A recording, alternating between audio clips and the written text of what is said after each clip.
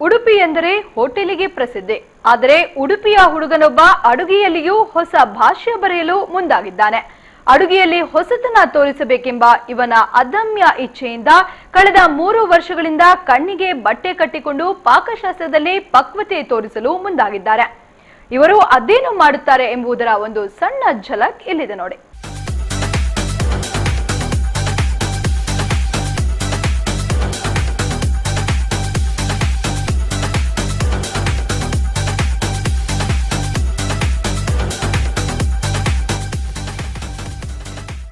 ಇವರ ಹೆಸರು ಸಂದೇಶ್ ಪೂಜಾರಿ.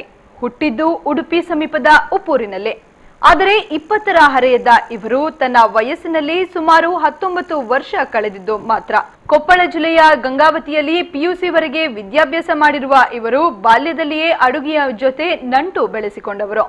ಗಂಗಾವತಿಯಲ್ಲಿ ತಂದೆ ನಡೆಸುತ್ತಿದ್ದ ಹೋಟೆಲ್ನಲ್ಲಿಯೇ ಹೆಚ್ಚಿನ ಸಮಯ ಕಳೆಯುತ್ತಿದ್ದರಿಂದ ಅಡುಗೆ ಇವರಿಗೆ ಬೇಗನೆ ಕರಗತವಾಗಿದೆ. ಅಡುಗೆ ಒಂದು ಕಲೆ ಎನ್ನುತ್ತಾರೆ.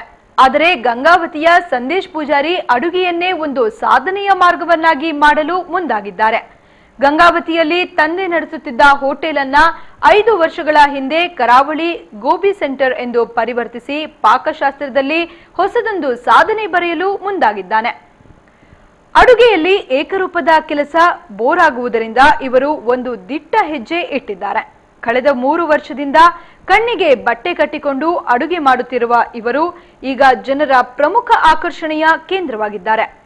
ಉಡುಪಿಯಲ್ಲಿ ವೈವಿಧ್ಯತೆ ತೋರುವ ಕಾರಣಕ್ಕಾಗಿ ಇವರು ಮಾಡುವ ಕಣ್ಕಟ್ ಅಡುಗೆ ಗ್ರಾಹಕರನ್ನ ವಿಶೇಷವಾಗಿ ಆಕರ್ಷಿಸುತ್ತಿದೆ. ಕಣ್ಣು ಬಿಟ್ಟುಕೊಂಡು ಅಡುಗೆ ಮಾಡುವಾಗಲೇ ಎಷ್ಟೋ ಬಾರಿ ರುಚಿ ಕೈ ಕೊಡುತ್ತದೆ. ಆದರೆ ಕಣ್ಣಿಗೆ ಬಟ್ಟೆ ಕಟ್ಟಿಕೊಂಡು ಇವರು ಮಾಡುವ ಕಾಯಕದ ಹಿಂದೆ ಅಡುಗೆ ಬಗ್ಗೆ ಇವರಿಗಿರುವ ಅದಮ್ಯ ಪ್ರೀತಿ, ಸ್ಪಷ್ಟತೆ ಮತ್ತು ಪಕ್ವತೆಯನ್ನ ಸಾಬೀತುಪಡಿಸುತ್ತದೆ. ಚೈನೀಸ್ ಖಾದ್ಯ ತಯಾರಿಯಲ್ಲಿ ಪ್ರಾವೀಣ್ಯತೆ ಪಡೆದಿರುವ ಇವರು ಗಂಗಾವತಿಯ ಗೋಬಿ ಹುಡುಗ ಎಂದೇ ಜನಜನಿತರು ಅಡುಗೆ ಮನೆ ನೋಡಿದ ತಮ್ಮ ಹೆಣ್ಣು ಮಕ್ಕಳು ಅಡುಗೆ ಕಲಿಯಲಿ ಎಂಬ ಉದ್ದೇಶ ಅವರದ್ದು ಎನ್ನುತ್ತಾರೆ. ಗಂಗಾವತಿಯ ಅಡುಗೆ ಮನೆ ಮಹಿಳೆಯರಿಗೆ ಸೀಮಿತ ಎಂಬ ಭಾರತೀಯ ಪರಂಪರೆಯಲ್ಲಿ ರುಚಿಕರ ಅಡುಗೆಗೆ ಮಾತ್ರ ನಳಪಾಕ ಎಂದೇ ಪ್ರಶಂಸಿಸುತ್ತಾರೆ. ಬಾಣಭಟ್ಟನಾಗಿ ಭೀಮಾ ಪ್ರಸಿದ್ಧನಾಗಿದ್ದಾನೆ. ಈಗ ಗಂಗಾವತಿಯ ಈ ಗೋಬಿ ಹುಡುಗ ಕಣ್ಕಟ್ ಅಡುಗೆ ಮೂಲಕ ಜನಾಕರ್ಷಣೆಯ ಪಾಕ ಪ್ರವೀಣನಾಗುತ್ತಿದ್ದಾನೆ.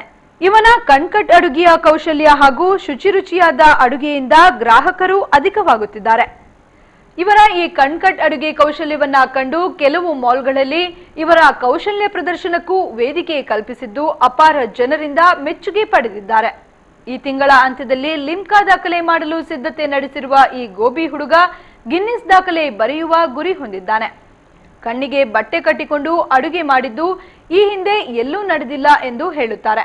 ಏನೇ ಆಗಲಿ ಈ ಕಣ್ಕಟ್ ಅಡುಗೆ ಕೌಶಲ್ಯದ ಹುಡುಗನ ಬಯಕೆಗಳೆಲ್ಲ ಈಡೇರಲಿ, ಪಾಕ ಕ್ಷೇತ್ರದಲ್ಲಿ ಹೊಸದೊಂದು ಭಾಷ್ಯ ಬರೆಯಲಿ ಎಂಬುದು ನಮ್ಮೆಲ್ಲರ ಹಾರೈಕೆಯಾಗಿದೆ.